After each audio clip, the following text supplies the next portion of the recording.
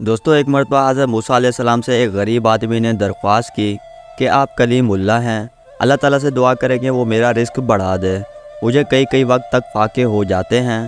حضرت موسیٰ علیہ السلام نے بارگاہ خداوندی میں اس کی درخواست پیش کی تو بتایا گیا کہ اس آدمی کی قسمت میں قلیل روزی ہے، اس لیے ہمارے ہاں سے تھوڑا تھوڑا کر کے اسے روز دیا جاتا ہے تاکہ آخر تک ملتا رہے۔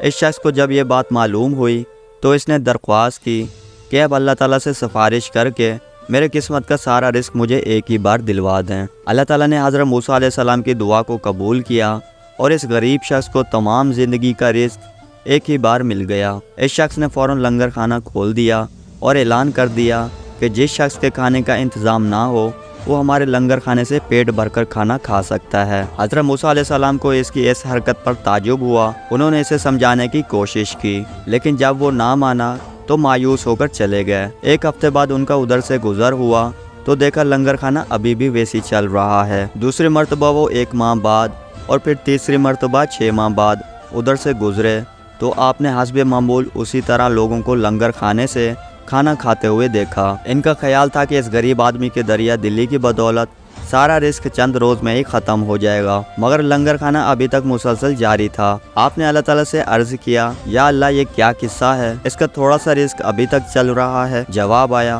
بے شک اس کی قسمت میں تھوڑا سا ہی رزق تھا جو اب تک ختم ہو جانا چاہیے تھا، لیکن ہمارا قانون ہے کہ جو شخص ہماری راہ میں خرچ کرتا ہے تو ہم اس کا 10 گنا اس کو دنیا میں اور 90 گنا آخرت میں دیتے ہیں۔ یہ شخص بھی اس قانون کے دائرے سے باہر نہیں، جتنا یہ ہماری راہ میں خرچ کرتا ہے اس کا 10 گنا ہم اسے دنیا میں دیتے ہیں۔ اس میں تعجب کی کیا بات ہے؟ دوستو اللہ تعالیٰ سے دعا ہے کہ اللہ تعالیٰ ہمیں بھی دل کھول کر اپنی راہ میں خرچ کرنے کی توفیق عطا فرمائے۔ آپ دوستوں سے درخواست ہے کہ میرے چینل کو ضرور سبسکرائب کر لیں تاکہ ہر نئی آنے والی ویڈیو کا نوٹیفیکیشن آپ تک پہنچتا رہے۔